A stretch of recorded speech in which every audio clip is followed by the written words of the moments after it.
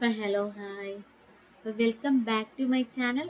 Channel ആദ്യമായിട്ട് കാണുന്നവരാണെങ്കിൽ ഒന്ന് സബ്സ്ക്രൈബ് ചെയ്ത് സപ്പോർട്ട് ചെയ്യണം കേട്ടോ, മറക്കല്ലേ. അപ്പോൾ ഇന്ന് നേരത്തെ ഞാൻ ഒരു പ്രഗ്നൻസി വീഡിയോ ഇട്ടിട്ടുണ്ടായിരുന്നു. അതായത് സബൈൻ ഹോസ്പിറ്റലിലെ കാര്യങ്ങളൊക്കെ അടങ്ങിയ ഒരു വീഡിയോ ആയിരുന്നു ഞാൻ ഇട്ടേക്കുന്നത് കേട്ടോ. അപ്പം അതിൻ്റെ അകത്ത് ഞാനത് അപ്ലോഡ് ചെയ്തതിന് ശേഷം കുറേ ഡൗട്ട്സും കാര്യങ്ങളും ഒക്കെ അതിൻ്റെ അകത്ത് കുറേ പേര് എന്നോട് ചോദിച്ചിട്ടുണ്ടായിരുന്നു കേട്ടോ. അതായത് പ്രഗ്നൻസി ആയിട്ട് ബന്ധപ്പെട്ട ഡൗട്ട്സും കാര്യങ്ങളും ഒക്കെയാണ് ചോദിച്ചിട്ടുള്ളത്. അപ്പം ഞാൻ അതിനെക്കുറിച്ചാണ് ഈ വീഡിയോ ഒക്കെ ചെയ്യുന്നത്. എനിക്കറിയാവുന്ന കുറച്ച് കാര്യങ്ങളും കൂടെ പറയാൻ വേണ്ടിയിട്ടാണ് കേട്ടോ. എന്നിട്ട് നിങ്ങൾ ചോദിച്ചിരിക്കുന്ന ഡൗട്ടൊക്കെ ഒന്ന് ക്ലാരിഫൈ ചെയ്ത് ഞാൻ പറഞ്ഞു തരാവേ. അതായത് എല്ലാവരുടെയും ഡൗട്ട് എന്താണെന്ന് വെച്ചാൽ അതിൻ്റെ അകത്ത് ഓരോ ട്രീറ്റ്മെൻറ്റിനും ഓരോ കോസ്റ്റ് ആയിരിക്കും കേട്ടോ. നിങ്ങൾ കണ്ടിട്ടില്ലെങ്കിൽ ആ പ്ലേലിസ്റ്റിൽ ആ വീഡിയോ ഉണ്ട്, ഒന്ന് കയറി കാണുക കേട്ടോ. അതായത് എനിക്കൊരു 5 വർഷം കഴിഞ്ഞിട്ടാണ് കുഞ്ഞുണ്ടായത്. അത് എങ്ങനെയാണെന്നും ഞങ്ങൾ ട്രീറ്റ്മെൻറ്റ് ഏതാണ് എടുത്തതെന്നും അങ്ങനത്തെ കാര്യങ്ങളൊക്കെ അടങ്ങിയൊരു വീഡിയോ ആയിരുന്നു കേട്ടോ. അപ്പം അതുമായി ബന്ധപ്പെട്ട് കുറച്ചും കൂടി ആൾക്കാർക്ക് യൂസ്ഫുൾ ആവാൻ വേണ്ടിയിട്ടാണ് ഞാൻ അവരുടെ ഡൗട്ട്സൊക്കെ കോർഡിനേറ്റ് ചെയ്താണ് ഈ വീഡിയോ ചെയ്തിരിക്കുന്നത് കേട്ടോ. അപ്പോൾ അതിൻ്റെ അകത്ത് ചോദിച്ചത് ഞാൻ പറഞ്ഞല്ലോ, ട്രീറ്റ്മെൻറ്റിൻ്റെ കോസ്റ്റും കാര്യങ്ങളും ഒക്കെയാണ് അതിൻ്റെ അകത്ത് ചോദിച്ചിരിക്കുന്നത്. അതായത് IUIക്ക് എത്രയാണ്, IVFന് എത്രയാണ്, അങ്ങനത്തെ ഡീറ്റെയിൽസ് ഒക്കെയാണ് ആ വീഡിയോയ്ക്കകത്ത് വരുന്നത്. അതായത് കോസ്റ്റ് എത്രയാണ്. ഇപ്പം IUI ട്രീറ്റ്മെൻറ്റിന് ഉള്ള കോസ്റ്റ് എന്ന് പറഞ്ഞാൽ ഞാനിപ്പം ചെയ്ത് ട്രീറ്റ്മെൻറ്റൊക്കെ ചെയ്തിട്ട് തന്നെ ഒരു 2 ഇയേഴ്സ് ഒക്കെ കഴിഞ്ഞു കേട്ടോ. അപ്പോഴത്തേനും ഓരോ തവണ കോസ്റ്റ് ചിലപ്പോൾ ഡിഫറെൻ്റ് ആവും. അന്നൊക്കെ 1500 ആയിരുന്നു ആ ഒരു ദിവസത്തെ കോസ്റ്റ് എന്ന് പറയുന്നത് കേട്ടോ. നമ്മൾ ഒരു ദിവസം ട്രീറ്റ്മെൻറ്റ് എടുക്കുന്നതിന് 1500 ആയിരുന്നു ആ ടൈമിൽ ഞാൻ ചെയ്ത സമയത്ത് ചാർജ് എന്ന് പറയുന്നത്. പിന്നെ IVFനെ കുറിച്ചൊന്നും എനിക്ക് ഡീറ്റെയിൽ ആയിട്ട് അറിയത്തില്ല, കാരണം അത് ഞങ്ങൾ ചെയ്തിട്ടില്ല. അത് എനിക്ക് അതിനെക്കുറിച്ചൊന്നും അറിയില്ല. നിങ്ങൾക്ക് IVF ഒക്കെ ചെയ്യാൻ താല്പര്യമുള്ളവരാണെങ്കിൽ നിങ്ങൾ സബൈൻ ഹോസ്പിറ്റലിൽ നേരിട്ട് ചെന്ന് അന്വേഷിക്കണം കേട്ടോ. കാരണം അവിടുത്തെ ഞാൻ കണ്ട ഡോക്ടർ, ഏത് ഡോക്ടറാണ് ബെസ്റ്റ് എന്നൊക്കെ ചോദിച്ചിട്ടാണ് കമൻറ്റ് വന്നിട്ടുണ്ടായിരുന്നു. അപ്പം ഞാൻ കണ്ട ഡോക്ടർ എന്ന് പറയുന്നത് രഞ്ജിത്ത് ഡോക്ടറായിരുന്നു ഞങ്ങൾ കണ്ട ഡോക്ടർ കേട്ടോ. നമ്മൾ ആദ്യമേ ചെന്ന് കാണുന്നത് സബൈൻ എന്ന് പറഞ്ഞ ഡോക്ടറെയാണ് ഞങ്ങൾ പോയി കണ്ടത്. പിന്നെ ഈ ഗൈനക്കോളജിസ്റ്റ് ആണ്. കുറേ ഡോക്ടേഴ്സ് ഉണ്ട്. അപ്പം ഏറ്റവും സീനിയർ ആയിട്ടുള്ളത് ഞങ്ങൾ ആ ടൈമിൽ കുറേ അന്വേഷിച്ചപ്പം എല്ലാവരും പറയുന്നത് രഞ്ജിത്ത് ഡോക്ടറാണ് നല്ലതെന്നാണ് പറഞ്ഞത്. അപ്പോൾ ഈ രഞ്ജിത്ത് ഡോക്ടറിനെ ഞങ്ങൾ കണ്ടത് കേട്ടോ. രഞ്ജിത്ത് ഡോക്ടർ അത്യാവശ്യം നല്ല രീതിയിൽ നമ്മളെ ഹെൽപ്പ് ചെയ്തിട്ടുണ്ട്. അപ്പം നന്നായിട്ടെല്ലാം പറഞ്ഞൊക്കെ തരും, നല്ല സപ്പോർട്ടിങ് ഒക്കെയാണ് കേട്ടോ. അപ്പം നിങ്ങൾക്ക് രഞ്ജിത്ത് ഡോക്ടറിനെ കാണാം. പിന്നെ ബാക്കിയുള്ള ഒരുപാട് ഡോക്ടേഴ്സ് ഉണ്ട്, എങ്കിലും ഞാൻ പ്രിഫർ ചെയ്യുന്നത് രഞ്ജിത്ത് ഡോക്ടറിനാണ്. പിന്നെ ഫസ്റ്റ് ഈ സബൈൻ ഡോക്ടർ എന്ന് പറഞ്ഞാൽ സബൈൻ ഹോസ്പിറ്റലിൻ്റെ ഉടമയാട്ടോ സബൈൻ ഡോക്ടർ.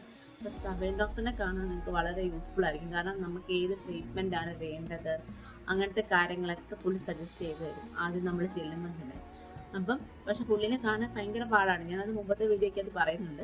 കാരണം നേരത്തെ വിളിച്ച് ബുക്ക് ചെയ്താലൊക്കെ പറ്റത്തുള്ളൂ. പിന്നെ അവിടെ സ്റ്റേയും കാര്യങ്ങളും ഉണ്ടെന്ന് ഞാൻ പറഞ്ഞിട്ടുണ്ടല്ലോ, ആ വീഡിയോയ്ക്ക് ഞാൻ കുറച്ച് കാര്യങ്ങളൊക്കെ പറയുന്നുണ്ട്. അതിൻ്റെ അകത്ത് സ്റ്റേ ഉണ്ട്. അപ്പം സ്റ്റേ എന്ന് വെച്ചാൽ ഹോസ്പിറ്റലിനകത്തല്ല, ഹോസ്പിറ്റലിന് പുറത്ത് നമ്മൾ പ്രത്യേകം റൂമും കാര്യങ്ങളും ഒക്കെ എടുക്കണം. അതിന് വലിയ ചാർജൊന്നുമില്ല. ഇപ്പോൾ ഒരു റൂമിനൊക്കെ ഒരു 500 അല്ലെങ്കിൽ 400 അങ്ങനത്തെ പല കോസ്റ്റാണ്. പക്ഷേ നിങ്ങളിപ്പോൾ കുട്ടികളുണ്ടാവാത്ത ആൾക്കാരാണ് നിങ്ങളെങ്കിൽ ഉറപ്പായിട്ട് നിങ്ങൾ പൊക്കോ ധൈര്യമായിട്ട്. കാരണം എന്ന് വെച്ചാൽ എൻ്റെ എക്സ്പീരിയൻസാണ് ഞാൻ അതിൻ്റെ അകത്ത് ഷെയർ ചെയ്തിരിക്കുന്നത്. കാരണം നമ്മളിപ്പോൾ ഇവിടങ്ങളിലുള്ള കുറേ ഹോസ്പിറ്റലിൽ പോയിട്ട് അറ്റ് ദി എൻഡ് എന്ന് പറയുകയാണ് ഈ സബൈൻ ഹോസ്പിറ്റലിൽ പോയത്. ഈ സബൈൻ ഹോസ്പിറ്റലിൽ പോയപ്പോൾ ഭയങ്കര യൂസ്ഫുൾ ആയിരുന്നു അതിൻ്റെ ട്രീറ്റ്മെൻറ്റും കാര്യങ്ങളൊക്കെ. പിന്നെ ആദ്യം ചെല്ലുമ്പോൾ ചിലപ്പം അവരിങ്ങനെ ഓരോ സർജറിയും കാര്യങ്ങളൊക്കെ പറയും, ഈ ഹോളൊക്കെ ചെയ്യാനൊക്കെ പറയും. കാരണം വേറൊന്നുമല്ല, നമ്മുടെ യൂട്രസ് ഒക്കെ ഒന്ന് ക്ലീൻ ചെയ്യാനായിട്ടൊക്കെ ആയിരിക്കും അവർ സജസ്റ്റ് ചെയ്യുന്നത് ഈ ഹോൾ സർജറി ഒക്കെ ചെയ്യാൻ പറയുന്നത്. പിന്നെ അത് നിങ്ങൾ പെട്ടെന്ന് നമ്മൾ റിക്കവർ ആവും. ഞാനിപ്പോൾ റിക്കവർ ആയെന്ന് വെച്ചാൽ ഒരു 15 ദിവസം എടുക്കത്തോളം ഈ ഹോൾ സർജറി കഴിഞ്ഞ് റിക്കവർ ആവാൻ വേണ്ടിയിട്ട്. വേറെ ഒന്നുമല്ല, യൂട്രസ് അബോഷനോ കാര്യങ്ങളൊക്കെ സംഭവിച്ചിട്ടുണ്ടെങ്കിൽ നമ്മുടെ യൂട്രസ് ഒക്കെ ഒന്ന് ക്ലീൻ ചെയ്യാൻ വേണ്ടിയിട്ടാണ് ഈ പറയുന്ന സർജറിയും കാര്യങ്ങളൊക്കെ വരുന്നത്. അപ്പോൾ പേടിക്കാനൊന്നുമില്ല, എപ്പോഴും നമ്മുടെ മൈൻഡ് നല്ല പവർഫുൾ ആക്കി വെച്ച് വേണം ഇങ്ങനെയുള്ള ട്രീറ്റ്മെൻറ്റ്സിനൊക്കെ പോകാൻ വേണ്ടിയിട്ട്. പക്ഷെ ഞാൻ നിങ്ങൾക്ക് ഉറപ്പ് തരുവാണ്, നിങ്ങൾ പോയിട്ട് നിങ്ങൾ താൻ പാതി ദൈവം പാതി എന്നാണല്ലോ. അപ്പം നിങ്ങൾ പോയി എന്തായാലും ഈ ട്രീറ്റ്മെൻറ്റൊക്കെ ചെയ്യുവാണെങ്കിൽ റിസൾട്ട് എന്തായാലും കിട്ടും. പക്ഷെ കുറച്ച് ക്ഷമ. അപ്പോൾ ഒരു തവണ പോയി നടന്നില്ല എങ്കിൽ നമ്മൾ ഡെസ്പ് ആവാതെ മുന്നോട്ട് എടുത്തു വെച്ച കാലം മുന്നോട്ട് തന്നെ പോകട്ടോ. അതൊരിക്കലും പിന്നോട്ടാകരുത്. നമുക്ക് ട്രൈ ചെയ്യാമല്ലോ. എന്ന് വെച്ചാൽ നമ്മൾ ശ്രമിച്ചുകൊണ്ടേയിരിക്കുക. പിന്നെ നമ്മുടെ ആഗ്രഹം, നിങ്ങൾ എപ്പോഴും കേട്ടിട്ടുണ്ടോയെന്ന് എനിക്കറിയില്ല, എപ്പോഴും എല്ലാവരും പറയുന്നതാണ് ഈ പൗലോ കൊയ്ലോൻ്റെയൊക്കെ കോട്സ് ഇല്ലേ, അതായത് നമ്മൾ ഇപ്പം ഒരുപാട് ആഗ്രഹിച്ചാൽ അത് ലോകം മുഴുവൻ നമ്മുടെ കൂടെ സപ്പോർട്ട് ഉണ്ടെങ്കിൽ ആ കാര്യം നടക്കൂ എന്നുള്ള കോട്ട്. ആ കോട്ടിൽ എനിക്ക് ഭയങ്കര വിശ്വാസമുണ്ട് കേട്ടോ. കാരണം നമ്മുടെ മനസ്സിൽ നമ്മൾ ആഗ്രഹിച്ച കാര്യം നടത്തിയെടുക്കണമെങ്കിൽ നമ്മളെപ്പോഴും അതിനുവേണ്ടി ആഗ്രഹിച്ചുകൊണ്ടിരിക്കുക, അത് നടക്കും. അപ്പം കുഞ്ഞുങ്ങളുണ്ടാകാത്ത ആൾക്കാരാണ് നിങ്ങളെങ്കിൽ നിങ്ങളിപ്പം കുഞ്ഞിനെ വേണം എന്നുള്ള ആഗ്രഹം കൊണ്ടാവണം നമ്മൾ മുന്നോട്ട് ഇറങ്ങിത്തിരിക്കാനായിട്ട്. അപ്പം നിങ്ങൾ ചെയ്യുന്ന ട്രീറ്റ്മെൻ്റ് ഒക്കെ സക്സസ് ആവും. ഒരിക്കലും നിങ്ങൾ നിരാശപ്പെടേണ്ടി വരത്തില്ല കേട്ടോ. പിന്നെ നമ്മൾ പോസിറ്റീവായിട്ടിരിക്കുക. ഇതൊക്കെ കുറച്ച് ബുദ്ധിമുട്ടുള്ള കാര്യമാണ് ഞാനിപ്പോൾ പറയുന്നത്. കാരണം പോസിറ്റീവായിട്ടിരിക്കുക, അങ്ങനത്തെ കാര്യങ്ങൾ. നെഗറ്റീവ്സ് എപ്പോഴും ഇങ്ങനെ വന്നുകൊണ്ടിരിക്കും നമ്മുടെ അടുത്ത്. പക്ഷെ നമ്മൾ അതിനെയൊക്കെ വിഷമിച്ച് കളഞ്ഞിട്ട് പോസിറ്റീവായിട്ടിരിക്കുക കേട്ടോ. കാരണം മോട്ടിവേഷൻ വീഡിയോ വേണം പറഞ്ഞാൽ മതി, ഞാൻ എന്തായാലും മോട്ടിവേഷൻ വീഡിയോയും കാര്യങ്ങളൊക്കെ ചെയ്തു തരാം. നിങ്ങൾ കമൻറ്റ് ചെയ്താലേ ഇതൊക്കെ എനിക്ക് ചെയ്യാൻ പറ്റത്തുള്ളൂ കേട്ടോ. അപ്പോൾ ഞാൻ ഈ വീഡിയോ ഇടുന്നതിൻ്റെ മെയിൻ ഉദ്ദേശം കുറച്ച് കമൻസിനുള്ള റിപ്ലൈ ആയിരുന്നു. അതിൻ്റെ അകത്ത് കോസ്റ്റും കാര്യങ്ങളൊക്കെ ഞാനിപ്പോൾ പറഞ്ഞില്ല, IUIയുടെ കോസ്റ്റ്, അങ്ങനത്തെ കാര്യങ്ങൾ. പിന്നെ ഏത് ഡോക്ടറാണ് ബെസ്റ്റ് എന്ന് കുറേ പേര് ചോദിച്ചതിനാണ് ഞാൻ ഉത്തരം തന്നിരിക്കുന്നത്. രഞ്ജിത്ത് ഡോക്ടറാണ് എന്നെ ചെയ്തതിൽ എനിക്ക് എൻ്റെ ട്രീറ്റ്മെൻറ്റ് ഭരിച്ചത് രഞ്ജിത്ത് ഡോക്ടറാണ്. പിന്നെ പുള്ളി ഓൾറെഡി സീനിയർ ഗൈനക്കോളജിസ്റ്റാണ്, അപ്പം ബെസ്റ്റ് ഡോക്ടറാണ്. പിന്നെ എക്സ്പെൻസ് എത്രയാണെന്നുള്ളതാണ്.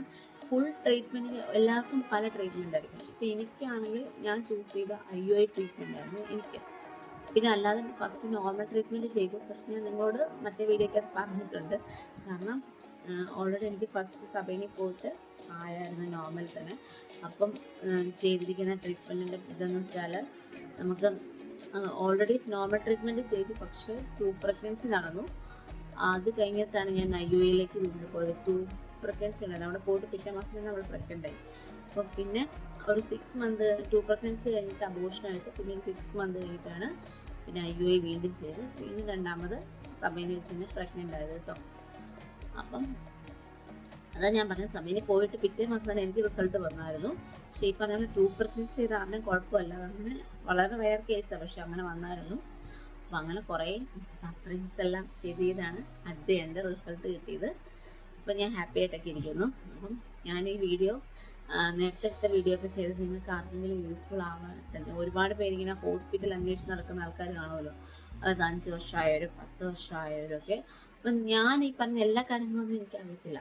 അപ്പോൾ നിങ്ങൾ അതിൻ്റെ അകത്ത് കുറച്ച് ഡൗട്ടൊക്കെ ചോദിക്കുമ്പോഴത്തേന് എനിക്ക് ചില ഡൗട്ടും കാര്യങ്ങളൊന്നും എനിക്ക് അതിൻ്റെ അകത്ത് പറയാനായിട്ട്, ഞാനൊരു ഡോക്ടറൊന്നും അല്ല. അപ്പം ഞാൻ അതിൻ്റെ അകത്ത് എൻ്റെ എക്സ്പീരിയൻസും കാര്യങ്ങളും ഒക്കെയാണ് ഞാൻ ഷെയർ ചെയ്തിരിക്കുന്നത്. അപ്പം ഞാൻ നിങ്ങളോട് എല്ലാവരോടും പറയുന്നത് എന്താണെന്ന് വെച്ചാൽ, നിങ്ങൾ അവിടെ ഒരു വട്ടയിലൊന്ന് പോയി നോക്കുക, അപ്പം നിങ്ങൾക്ക് മനസ്സിലാവും. അതായത് വലിയ റേറ്റും കാര്യങ്ങളൊന്നും വരത്തില്ല, സാധാരണക്കാർക്ക് അഫോർഡ് ചെയ്യാൻ പറ്റുന്ന ഹോസ്പിറ്റലാണ്. അപ്പം വലിയ എമൗണ്ടും കാര്യങ്ങളൊന്നും വരത്തില്ല, നമുക്ക് ധൈര്യമായിട്ട് എന്തായാലും പോകാൻ പറ്റും.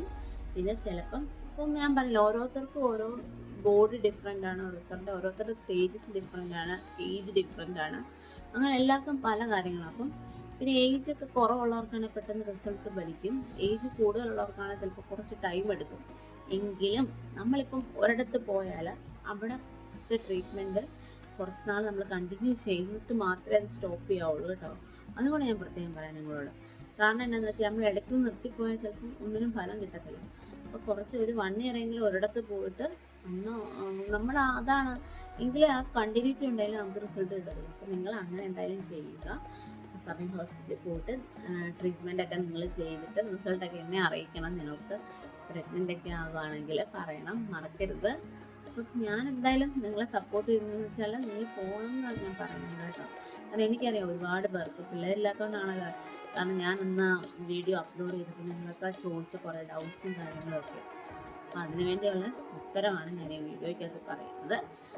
പിന്നെ എനിക്ക് പറയാനുള്ള കാര്യം എന്ന് വെച്ചാൽ ഇതൊക്കെ തന്നെയാണ്. പിന്നെ കോസ്റ്റ് ഈ പറഞ്ഞാൽ ഒരുപാട് പൈസ ഒന്നും ആവത്തില്ല ഞാൻ പറഞ്ഞത്.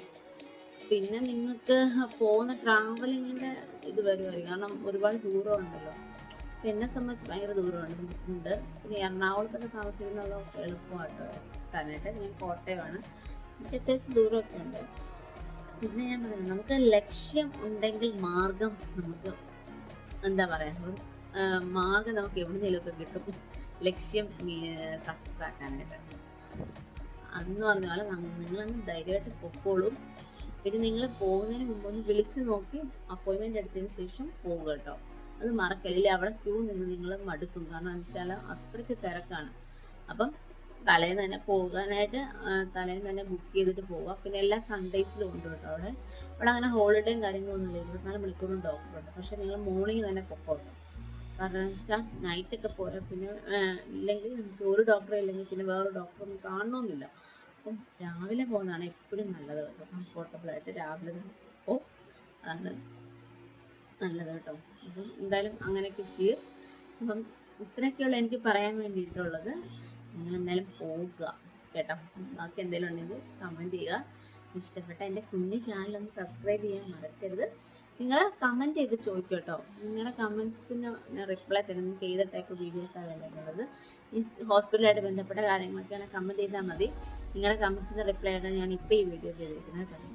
അപ്പം എൻ്റെ കുഞ്ഞു ചാനൽ ഇഷ്ടപ്പെട്ട ഒന്ന് സബ്സ്ക്രൈബ് ചെയ്ത് സപ്പോർട്ട് ചെയ്തോ.